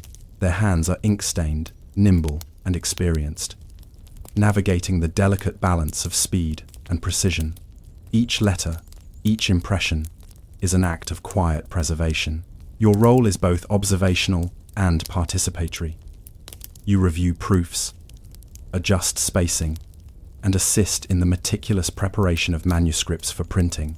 Every task, however mundane it may appear, carries weight. A misaligned letter, an uneven press, or a misread instruction could compromise the integrity of the text, altering meaning or delaying publication. In this environment, attention to detail is paramount. The women who operate the presses are not merely laborers, they are guardians of ideas, ensuring that art, literature, and political thought survive intact in a world increasingly dependent on mass communication. By mid-morning, the press hums with activity. The rhythmic clatter of rollers pressing ink onto paper creates a steady, almost hypnotic background, punctuated by the occasional rustle of fresh sheets being stacked or proofread. You notice the skill required to manage the machinery. A delicate hand adjusting tension, precise timing to ensure uniformity, and constant vigilance to catch errors before they propagate. These women operate in a space where failure has tangible consequences, yet their work is rarely visible beyond the pages they help produce. The act of printing is simultaneously mechanical, creative, and profoundly consequential. The manuscripts that pass through your hands carry a weight beyond words. Letters, essays, poetry, and critiques flow from the minds of artists and writers to tangible form, thanks to the labor of typists and compositors. Each sheet represents hours of careful preparation, negotiation of spacing and alignment, and subtle corrections. Even minor adjustments, a smudge removed, a line realigned, a missing accent restored, ensure fidelity to the original work. You realize that the survival of ideas depends as much on these quiet acts as on the brilliance of the original author. Without careful attention, the fragility of paper, ink, and human error could distort, delay, or erase cultural expression entirely. By noon, a small circle of apprentices arrives, learning the trade under the watchful guidance of experienced women. You observe their nervous movements, the tentative handling of type blocks, and the slow rhythm of early attempts at operation. Training is rigorous, repetitive, and precise. The press demands both endurance and patience. A misstep can be costly, not only materially but socially, as the apprenticeship hierarchy rewards accuracy, consistency, and attention. Watching them, you understand the continuity of knowledge. Each generation passes technical skill, practical judgment, and tacit understanding down to the next, ensuring survival of both craft and cultural transmission. Lunch breaks are brief and subdued. Conversations among workers are practical, discussing schedules, commissions, and the physical mechanics of the press. There is little gossip, though quiet camaraderie forms in shared understanding of challenges, the weight of trays, the strain on hands, the precise alignment of type. You notice the small, invisible forms of resilience, moments of cooperation, subtle corrections offered without criticism, and collective problem-solving that ensures deadlines are met. These acts, almost imperceptible, sustain the output of the press and, by extension, the creative culture of Montparnasse. By mid-afternoon, the press is at full rhythm. Sheets of freshly printed material are stacked, proofed, and inspected with meticulous care. Errors are corrected immediately, misalignments noted, and delicate adjustments made before the next run. The labor is continuous, demanding, and unglamorous. Yet it is this very persistence that guarantees the survival of culture. You recognize a quiet satisfaction in the work, tangible results that endure beyond fleeting conversations or transient artistic movements. Each sheet of paper carries with it a small triumph of precision, labor, and vigilance. As evening approaches, the press slows, machinery cools, sheets are stored, and tools cleaned for the next day. The women gather briefly to exchange notes, discuss upcoming tasks, and offer guidance to apprentices. Their work is largely unseen outside this room, yet it underpins the artistic and intellectual life of the left bank. Without their vigilance, manuscripts might be lost, distorted, or delayed. Their quiet endurance and precision ensure that ideas, arguments, and creativity survive to influence audiences near and far. Walking home, the streets glimmer in lamplight, the city settling into evening rhythm. You reflect on the invisible network of labor that sustains intellectual life. The printers, typists, and assistants whose work rarely appears in histories, yet whose contributions shape culture profoundly. Their survival, skill, and attention to detail ensure continuity and influence, highlighting a broader truth. History is preserved not only by bold creators, but also by quiet, persistent labor that translates vision into permanence. And yet, a question lingers as you close your eyes that night. How many ideas, masterpieces, or social movements would have vanished without the vigilance of these women? How much of history depends not on the brilliance of creators alone, but on the tireless, largely invisible work of those who translate thought into tangible form? The streets of Montparnasse sleep now, yet tomorrow will bring another day of careful labor, subtle observation, and quiet persistence, ensuring the survival of ideas against the impermanence of paper, ink, and human error. The morning begins with the faint hum of activity on the streets of Montparnasse. Vendors open stalls, trams clatter along the cobblestones, and shutters slowly rise to reveal residents moving through familiar routines.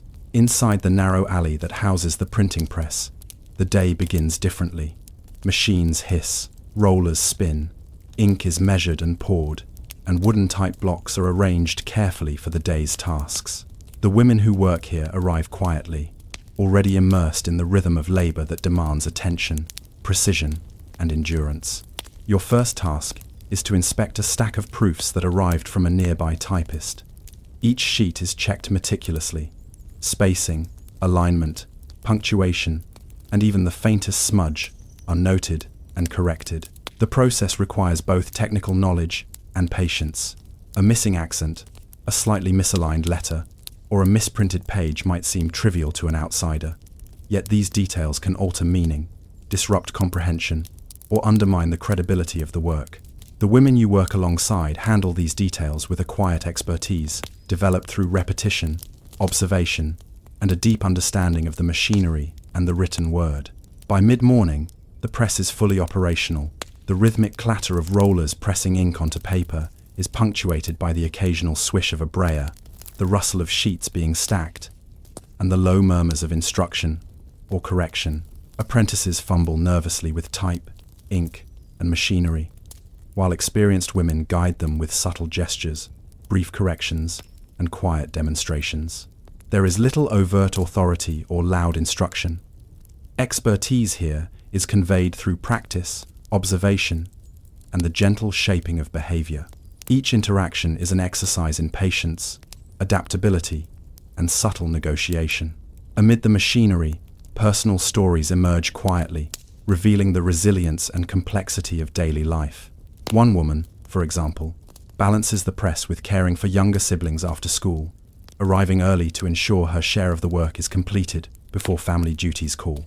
Another navigates the city's streets with precision, carrying ink-stained tools and proofs while avoiding jostling crowds, aware that a small slip could ruin hours of meticulous work.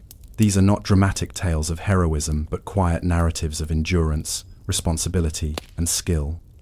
Each day presents challenges, yet each is met with persistence, ingenuity, and quiet resourcefulness.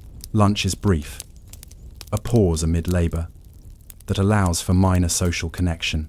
Conversations among women focus on practical matters, coordinating schedules, sharing tips for handling machinery, discussing subtle problems with type or press alignment. There is camaraderie here, born of shared labor, mutual respect for skill, and understanding of the pressures inherent in the work. You observe how social hierarchies operate subtly. Seniority is respected, skill earns deference, and trust is built over repeated demonstrations of competence. Influence in this environment is earned quietly, through consistency and reliability, rather than public recognition. Afternoon brings new manuscripts. Writers deliver proofs with varying degrees of urgency and meticulousness. Some are careful, providing precise notes and corrections. Others are less organized, demanding patience and interpretation. Your work, and that of your colleagues, requires not only technical skill, but judgment. Knowing how to translate author intentions accurately, when to intervene, and when to allow small deviations. Mistakes cannot be ignored, yet overcorrection may disrupt workflow and cause tension. The balance is subtle, and the expertise required is largely invisible to those outside the press. By late afternoon, fatigue sets in. Hands ache from handling heavy trays of paper, fingers stained with ink, and eyes strain to catch the smallest misalignment. Yet the work continues, propelled by a sense of responsibility to preserve ideas, maintain quality, and sustain the flow of cultural production. Even minor errors can have disproportionate consequences. From miscommunication in printed material to delayed distribution or damaged reputation for both authors and press. You recognize that endurance, patience, and meticulous attention are as essential as technical skill in ensuring the survival of the work. Beyond the machinery, social navigation is a constant undercurrent. Each woman must balance collaboration with subtle competition, cooperation with personal survival, and the demands of the press with outside responsibilities. You note the small gestures of support, guiding a nervous apprentice, sharing knowledge quietly, covering for a colleague momentarily, or adjusting workflow to accommodate an unforeseen complication. These gestures, largely invisible to the outside world, are essential to maintaining both efficiency and morale. They demonstrate a form of quiet leadership that shapes the operation as much as technical skill does. As evening approaches, the press slows. Machines are cleaned, ink containers washed, and tools organized for the next day. The women gather briefly, exchanging tips, reminders, and small observations about upcoming tasks. There is satisfaction in the work completed, yet an awareness of the day's imperfections. The survival of manuscripts, the preservation of artistic and intellectual output, and the seamless functioning of the press are contingent on both skill and resilience. Qualities demonstrated quietly and consistently by those whose labor often goes unrecognized. Walking home, the streets of Montparnasse are quiet, the lamplight casting long shadows on cobblestones. You reflect on the invisible networks that sustain culture. Women, typists, compositors, and assistants, whose labor underpins the creation and dissemination of ideas. Without their vigilance, patience, and skill, many works might have been lost, misprinted, or delayed, altering the trajectory of intellectual and artistic life. Their contributions are subtle yet profound, an essential foundation beneath the visible accomplishments of artists and writers. And yet, as you settle into your modest apartment, one thought persists. How many masterpieces, essays, or critical ideas survived not solely because of genius or inspiration, but because of these quiet, persistent acts of labor? How much of intellectual history depends on those whose names never appear in public records, whose hands are ink-stained, and whose influence is largely invisible? The printing presses sleep now. Machines silent, yet tomorrow they will hum once more, sustaining culture in ways that are both ordinary and extraordinary. Night falls over Montparnasse, casting a muted glow across the cobblestone streets. The air carries a mix of damp earth, faint smoke from distant cafés, and the lingering scent of ink and paper from the day's work at the printing press. Inside the narrow alleyway that houses the press, the rhythm of activity has quieted. Machines cool, rollers rest, and the women who spent hours arranging, type, aligning sheets, and inspecting proofs gather briefly to tidy tools and prepare for tomorrow. The day is done, yet the consequences of their labor ripple far beyond the walls of the workshop. The morning had begun as usual, with meticulous preparation, proofs reviewed, type blocks arranged, and ink measured with precision. Errors were corrected before they multiplied. Adjustments were made to accommodate both apprentices and machinery. Each task demanded focus, endurance, and subtle judgment. Though the work was repetitive, it was never insignificant. Every precise letter, every carefully aligned line, ensured that the words of artists, writers, and thinkers reached the public as intended. The labor of these women preserved not only texts but ideas, perspectives, and cultural memory. Throughout the day, social dynamics added layers of complexity. Collaboration was essential, yet so was vigilance. Apprentices required guidance, machinery demanded oversight, and manuscripts arrived with varying degrees of clarity. You observed the quiet interplay. Senior workers offering subtle corrections, peer-to-peer mentoring, small interventions to prevent mistakes, and unobtrusive problem-solving. These acts of coordination, largely invisible to anyone outside the press, ensured that the flow of work remained uninterrupted. They maintained both quality and morale, cultivating a culture of precision and resilience. By afternoon, the rhythm of production reached its peak. Sheets of paper passed through rollers with mechanical regularity, proofs stacked and examined, and small errors corrected almost instinctively. In this environment, mastery was as much about endurance as technical skill. The women demonstrated both. Hands moved with familiarity and grace, eyes scanned pages with near-infallible precision, and minds anticipated complications before they arose.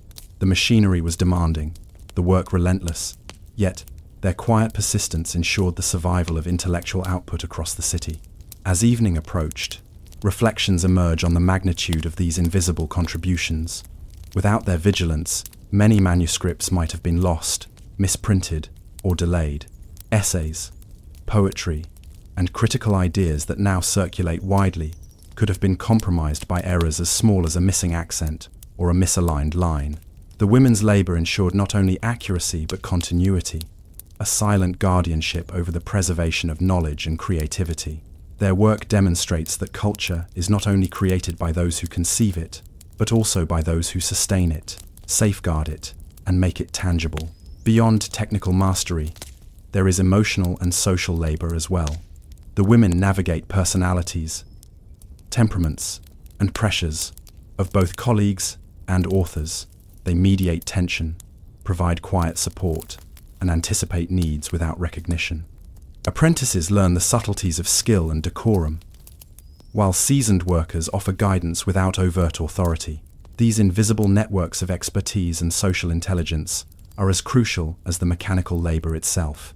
The press functions because of both human endurance and relational insight, a delicate balance that ensures survival in an environment prone to fatigue, error, and oversight.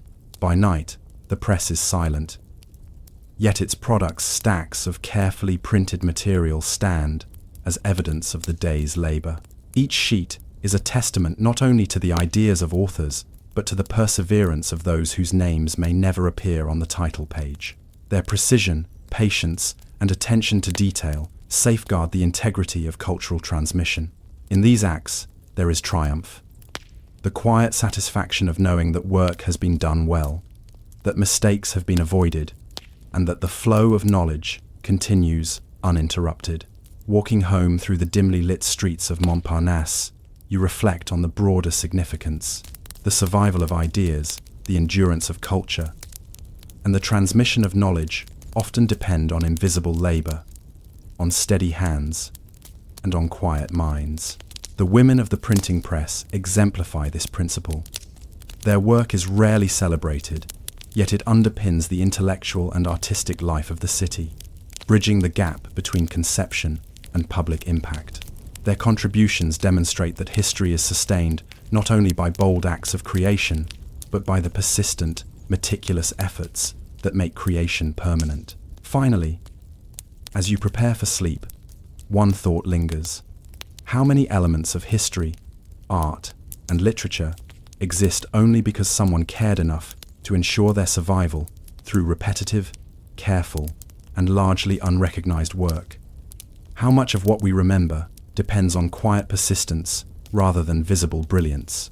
The streets of Montparnasse slumber, the lamps dim, and the press rests. But tomorrow will demand the same care, vigilance, and precision, ensuring that ideas endure and culture persists. Reflection. The women of the printing press were the silent architects of culture. Their labor, precision, and patience ensured that the creative and intellectual output of Paris survived the fragile medium of paper and ink. History often overlooks them, but without their work, much of what we consider the legacy of 1920 seconds, Parisian Bohemia, might have vanished. Their invisible expertise preserved ideas, shaped culture, and quietly influenced the course of intellectual history. Dawn breaks over the Seine, the morning light soft and diffused through the lingering mist.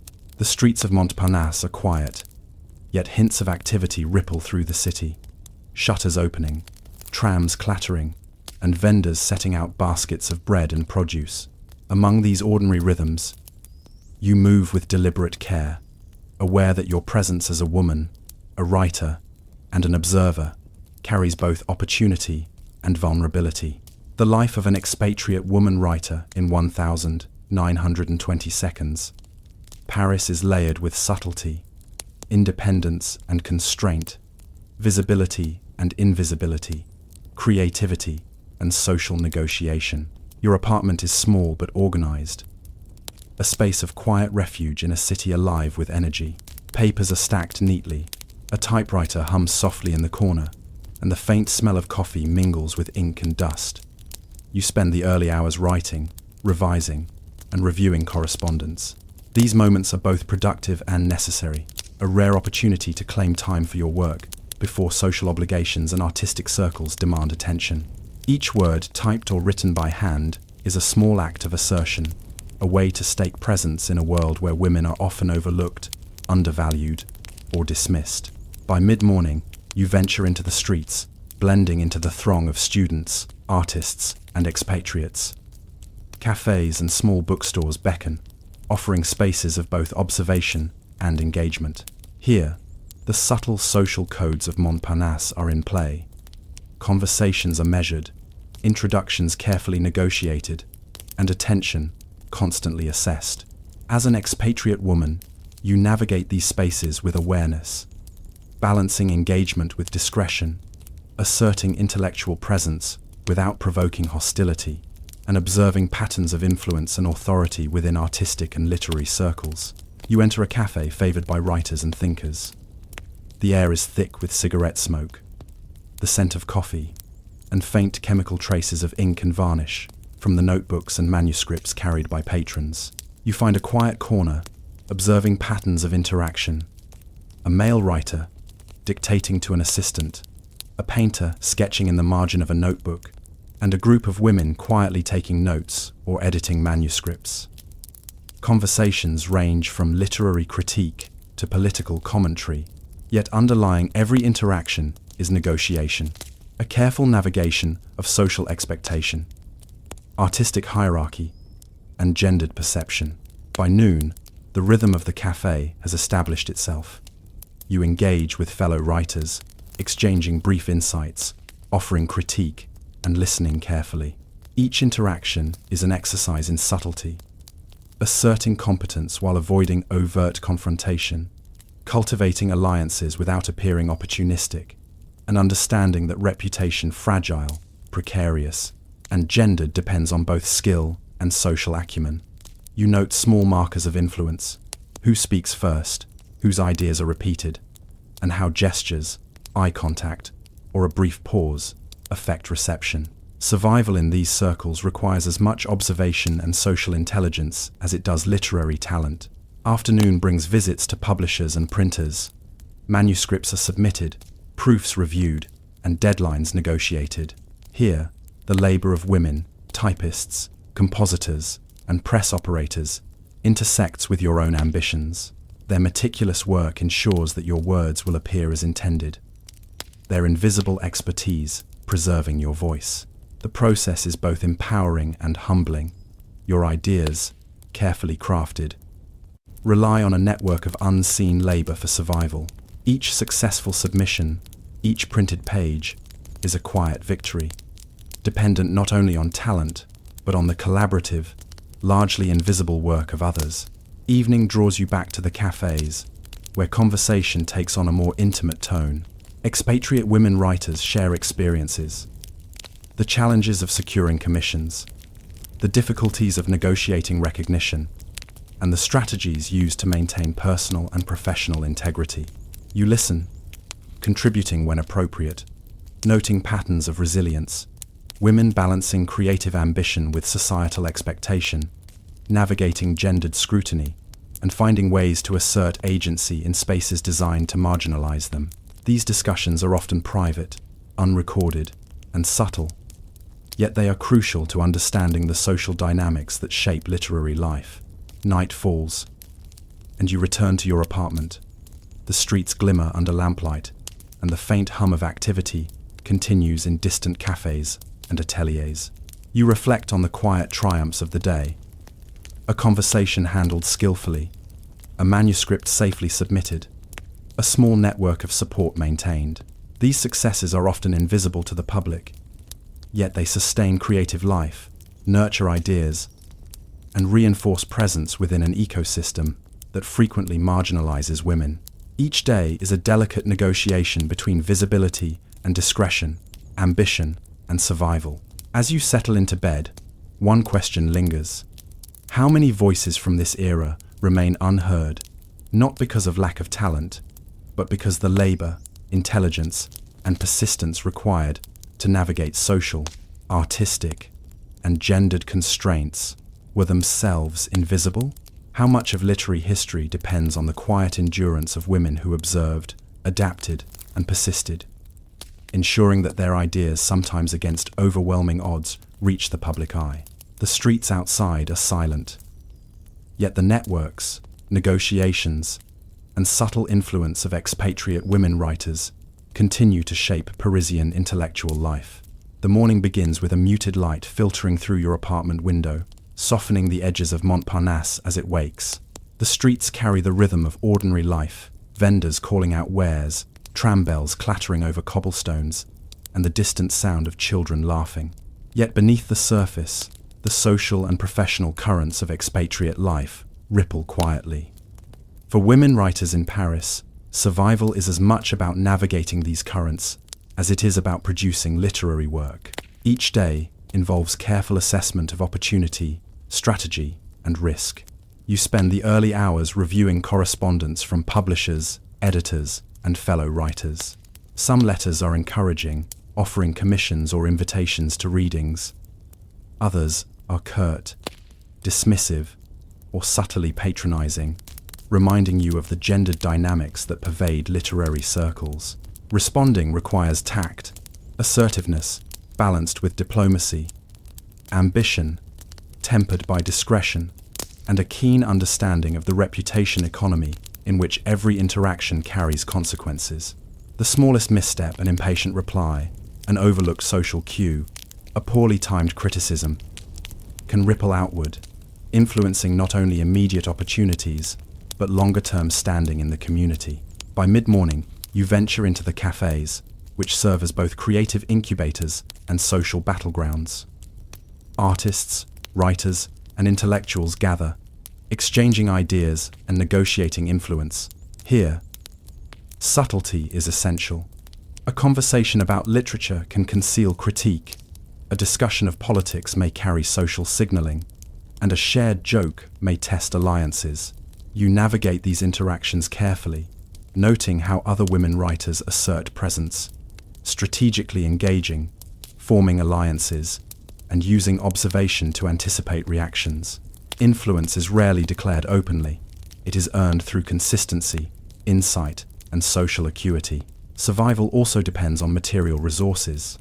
The cost of housing, food, and studio space must be balanced against the unpredictability of commissions and stipends.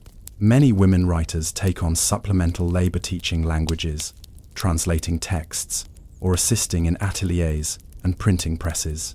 These tasks, though peripheral to their literary ambitions, provide stability and create opportunities to observe, network, and gain insight into the mechanisms of cultural production.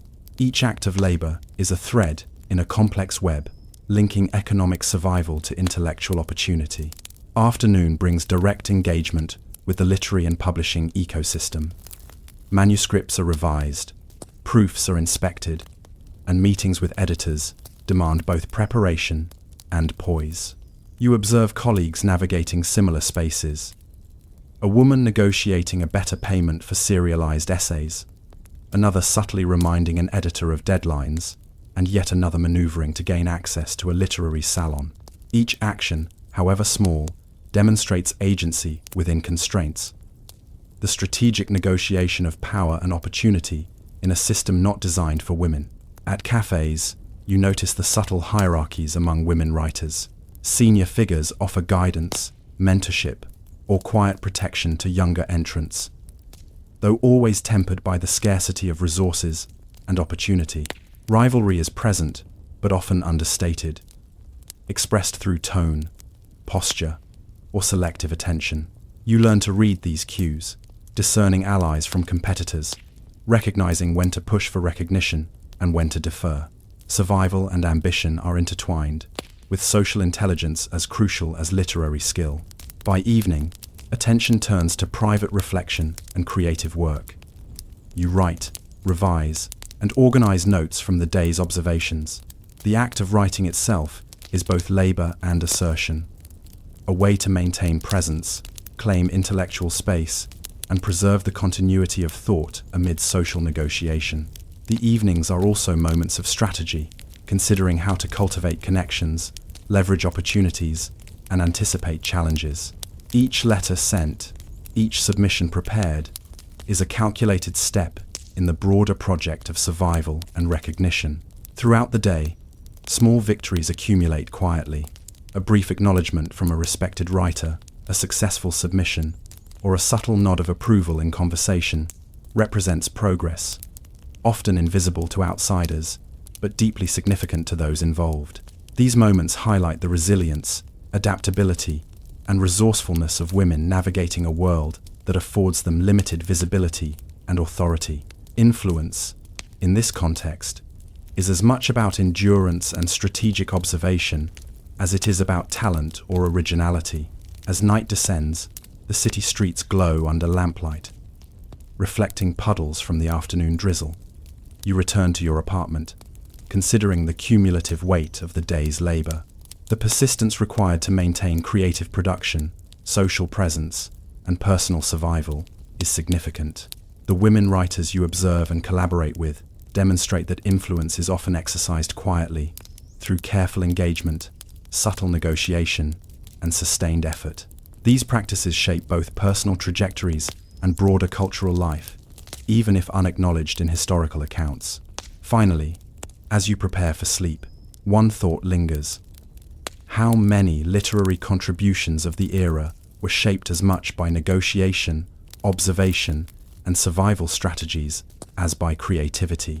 How many careers, friendships, and intellectual movements relied on the careful, largely invisible labor of women who navigated constraints with intelligence, resilience, and discretion.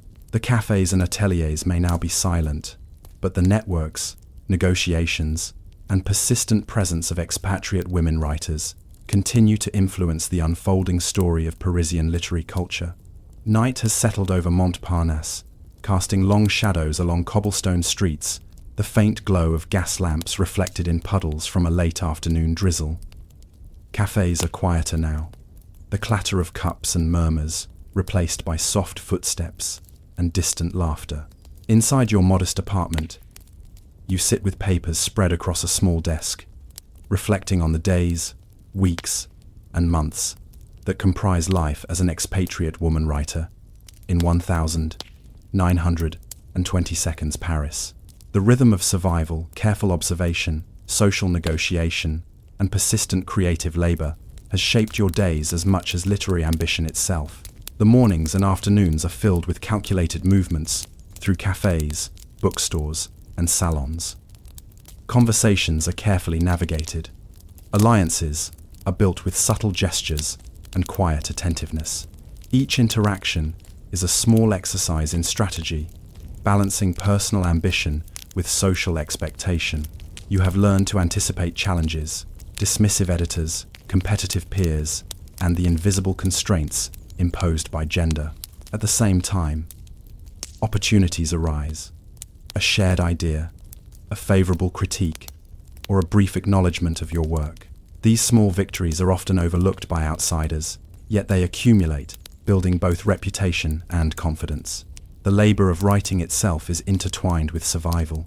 Manuscripts are drafted, revised, and submitted, each step requiring attention to detail, careful consideration of audience, and awareness of timing. Your creative output is inseparable from the networks and routines that sustain it.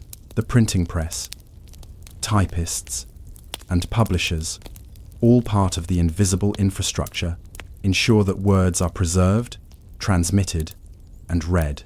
Without this network, even the most brilliant ideas risk disappearing into obscurity. You recognize that literary production is a collective endeavor, supported by countless unseen hands, whose labor underpins the visible accomplishments of writers. Afternoons spent in cafes are both productive and taxing. Conversations with peers, male and female alike, require constant attention to social cues, unspoken hierarchies, and subtle expressions of influence. Rivalries exist, but are often understated. Mentorship is given quietly and selectively. Through observation, discretion, and strategic engagement, you navigate this terrain, maintaining credibility while cultivating relationships that facilitate both opportunity and creative exchange. These interactions, though ordinary on the surface, shape careers, determine access to salons, and influence the reception of literary work. Evening brings reflection and private work. Manuscripts are revised, letters written, and strategies for future engagements considered. Each document, each note, represents a deliberate step in shaping both career and legacy. Small triumphs, a successful submission, an editor's acknowledgement, or the smooth functioning of a collaborative project provide affirmation. Yet setbacks are inevitable. Rejected manuscripts, delayed commissions, or subtle exclusion from social gatherings. The balance between triumph and setback defines the lived experience of expatriate women writers, teaching resilience, adaptability, and patience. The personal dimension is equally significant. Living far from home, negotiating limited financial resources, and managing societal expectations creates pressure that influences both work and social engagement. Some women find support in close friendships or collaborative networks. Others rely on mentorship from senior writers, or the quiet guidance of those experienced in navigating Parisian literary life. These support structures, largely invisible to the broader public, sustain creativity, maintain morale, and ensure the continuity of artistic presence despite adversity. Over time, the subtle strategies employed by expatriate women writers yield enduring impact. Words reach printers and publishers, eventually appearing in journals, books, and collections. Ideas circulate within cafés, salons, and private gatherings. Social networks, forged through observation, negotiation, and shared labor, provide platforms for collaboration, critique, and intellectual exchange.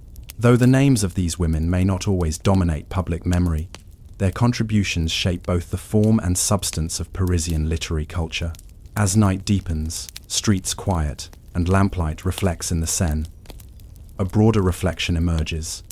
The legacy of these women is not only in their published words, but in the persistence, strategic intelligence, and quiet endurance that allowed those words to exist at all. Their labor, social navigation, and resilience ensured that ideas survived cultural and institutional obstacles, influencing generations of writers, thinkers, and readers. The triumph lies not only in literary output, but in the continuity of thought, creative dialogue, and cultural preservation that they facilitated. Finally, as you settle into bed, one question lingers.